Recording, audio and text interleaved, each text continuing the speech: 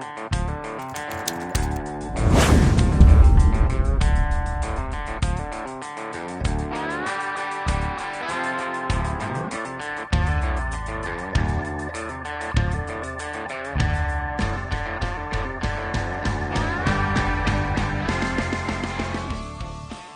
right. Welcome to another episode of Through the Woods, and I am Kyle Woods, your host.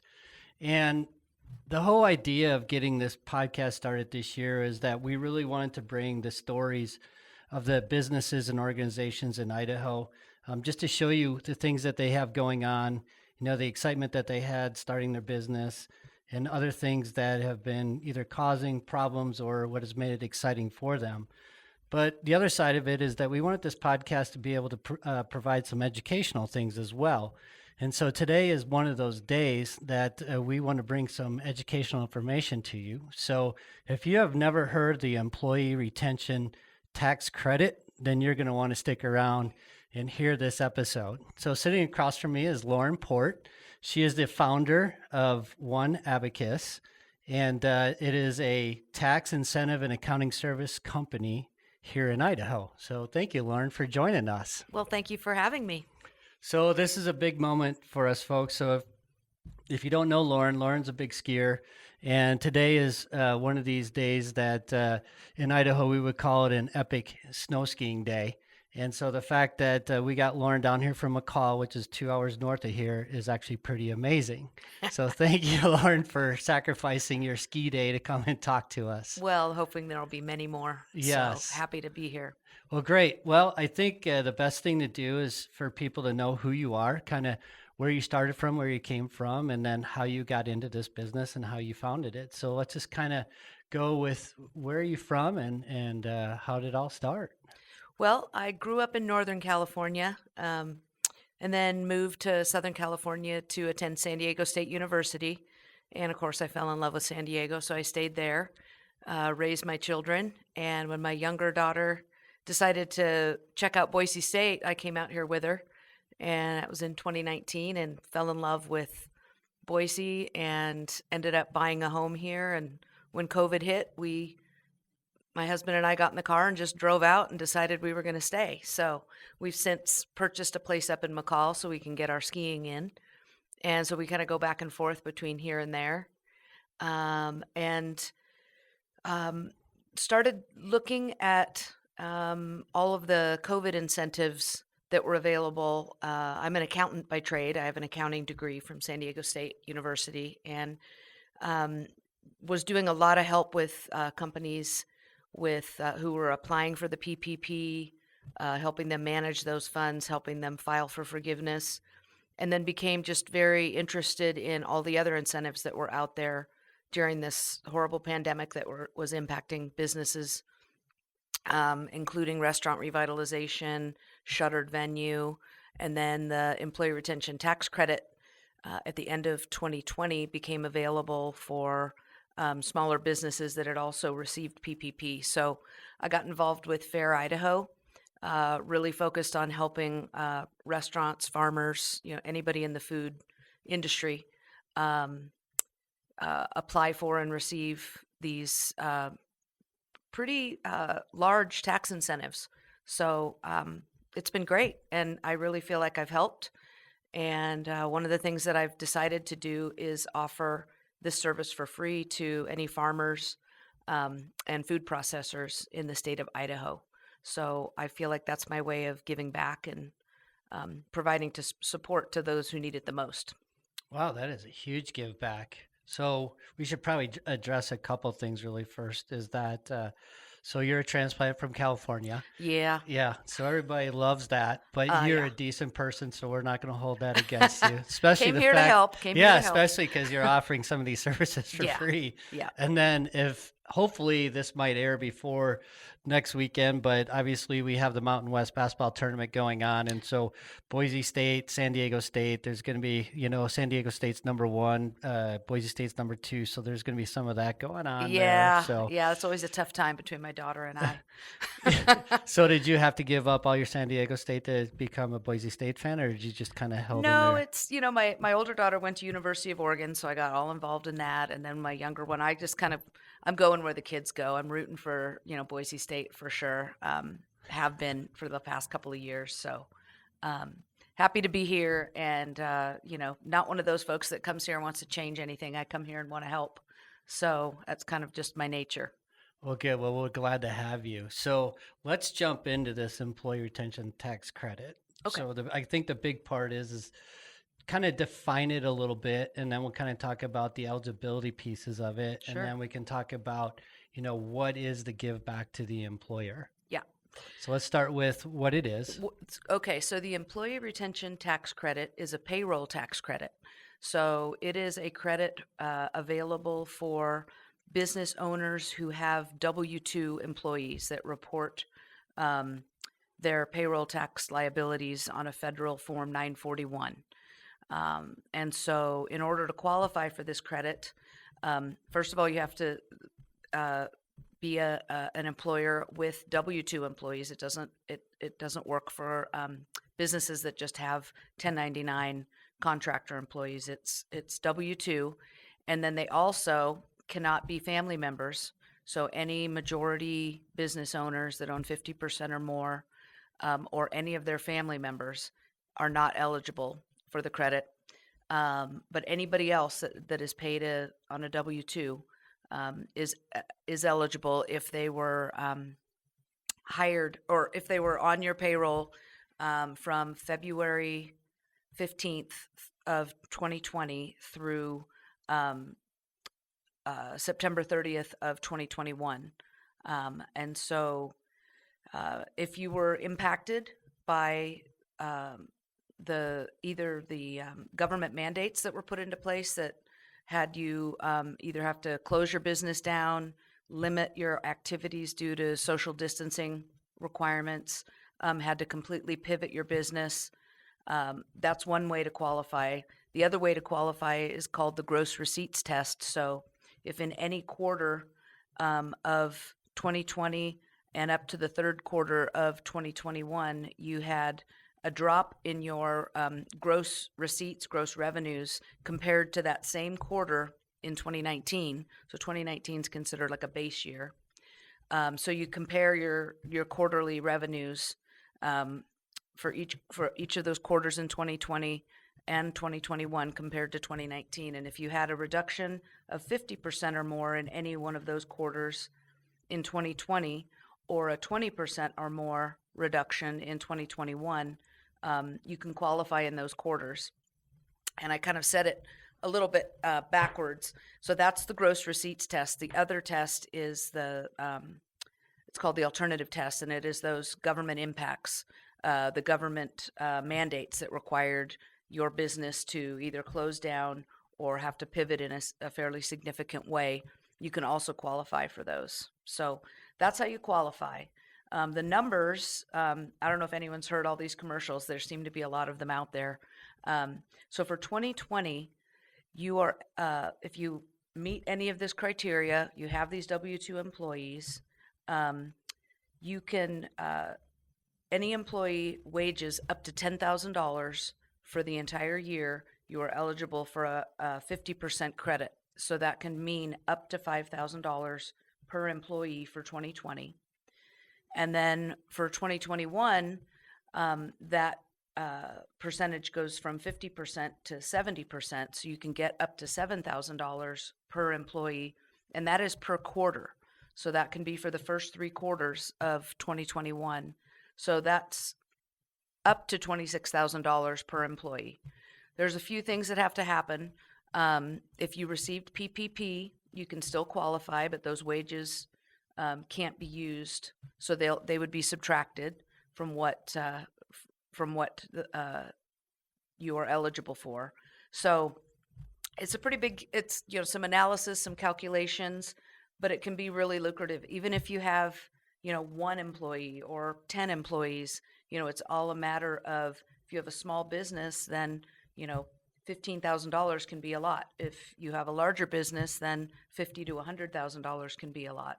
So it's a great last bit of incentive coming from the government to help businesses. So So this is where you can help me out. And most business owners might know this already, but I just have to ask this question because here we are sitting in 2023.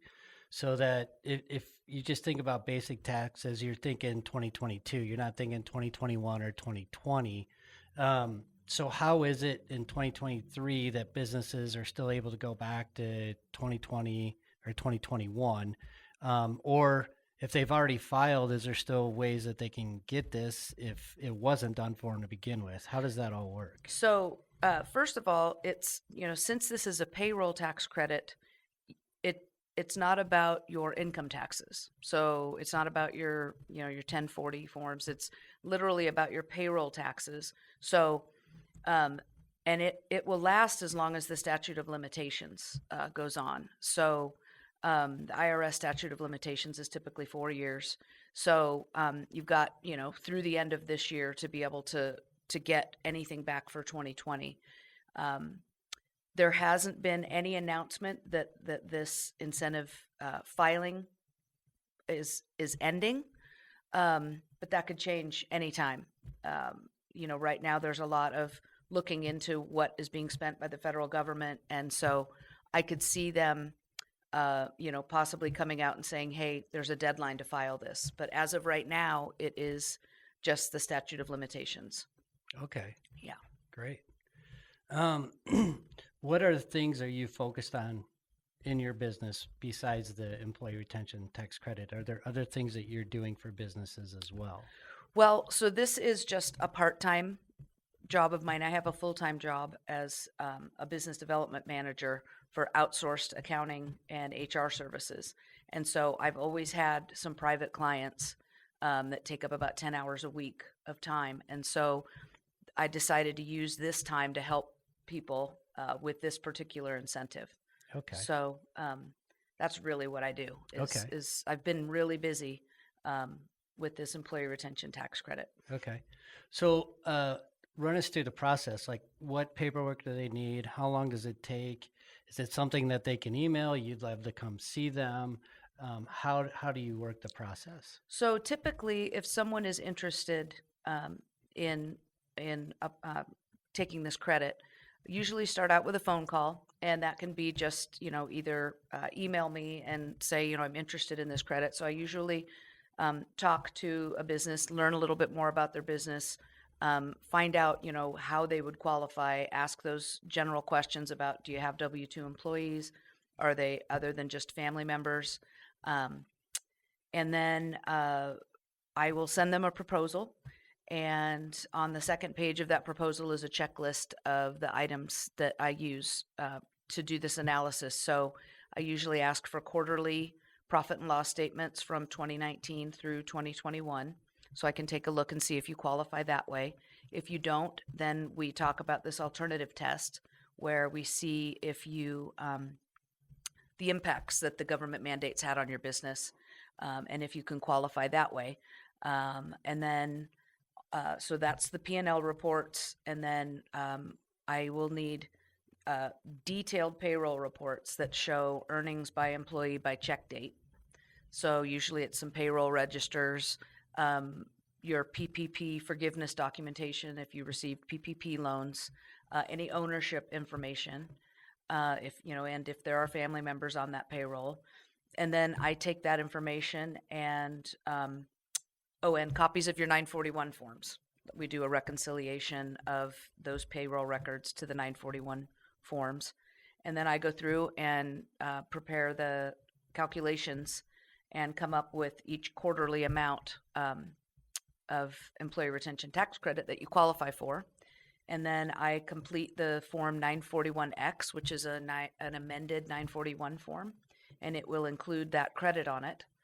And we send those to the IRS, and you wait. It's been about 4 to 6 months now that you wait for the refunds to come. And they come in the form of a check, and they come, you get one check for each 941X form that you've sent. So some people receive a couple at a time, some receive one, and then three. There's really, it's the IRS, so there's really not a lot of logic as to when they come. And they do pay you interest as well, based on, for 2020, it's usually about, I think we calculated it's 8 to 10% interest, based on when it is you filed and what quarter you're filing for. Okay. Um, Talk a little bit about you had mentioned in the beginning about ranchers and farmers. So talk about your fee structure a little bit, like how that works, not just with them, but with other clients that you would work with, Sure. especially because you had talked about your filing a little bit and whether there would be money that would come back or not and things like that too. Yep. So, So I charge 5% of whatever credit I'm able to establish. And you don't pay me until you get that money back from the IRS. Um, and so I feel like, I don't have a lot of overhead. A lot of companies that are doing this are charging upwards of 20%. And I just feel like 5% is fair. And I'm willing to wait as long as it takes um, for you to get those refunds back. And then, so, as we were saying earlier, I've been working a lot with Fair Idaho. I saw their executive director, Katie Baker, on the news. I think it was in 2021, early 2021. And my husband said, you should contact her and see if you can help. And so I did. I reached out to her and she responded right away. And I immediately started helping everybody in the food and beverage industries here in Idaho. And then she introduced me to some folks in Utah. I've been helping there as well. And through our conversations, Katie told me that farmers were really struggling and that they're, so I thought, I'd really like to help. So send me farmers and I will do their employee retention tax credit for free. And then, so I've done a few and with some great results, really helped out. And then just at this last Field to Fork event, we started talking about processors and ranchers. And she said, these guys have struggled too. And I said, send them my way. I'd love to do this. I feel like I want to be able to give back to people that really need it. And so I just thought this would be a good way to do it. that is great. Yeah, you are one of the few from. Well, I shouldn't say that. Oh, here we Yeah, go. no, it's really good that it's good to have people that come here and they want to try and give back to the community. They're not trying to gouge people. They want to find areas where they could get their money back, where they wouldn't think about it. The PPP is huge. So many small businesses did not get it, and I mean, they struggled through all this. COVID has created so many different things, so many different issues, but we have people like you that are helping us solve that. So you've been doing this for a little bit. So this would be the best way for you to tell us really what are some of the main questions or main issues you've had from your clients trying to go through this process with them. Well, so most people ask, how can I qualify? Or a lot of them have been told you won't qualify. There's a lot of misinformation out there. There's a lot of just lack of knowledge about it. And I just feel like, if you can answer either one of those questions, was your business impacted um, by the mandates that came out, and or did you have, experience drops in your gross receipts or your revenues? Um, those are the biggest questions. People say I was told I didn't qualify, and I don't think I've had a person that's contacted me not qualify in at least one of the quarters. And then people say, "Oh, I got PPP. I was told, you can't do both." Well, the laws changed at the end of December in 2020 that allowed companies that receive PPP to also receive this employee retention tax credit. And the truth is, if you didn't receive PPP for one reason or another, you can get more credit. You can get more of the employee retention tax credit. So, we don't have to back out those wages that were used for the forgiveness for the PPP. So those can qualify you. So it can be more beneficial to people that didn't receive PPP. Great, great. So let us know, how can people get a hold of you? Like, what's the best way to contact you? Well, they can either do it through you or they can email me. And the best email for me is Lorin. It's lorin.port@gmail.com. That's the quickest and easiest email to get a hold of me. You can call me. Most likely, I answer calls when I can. but you can try giving me a call at 760-845-3808. And yes, that is still a San Diego area code. Can't let that one go.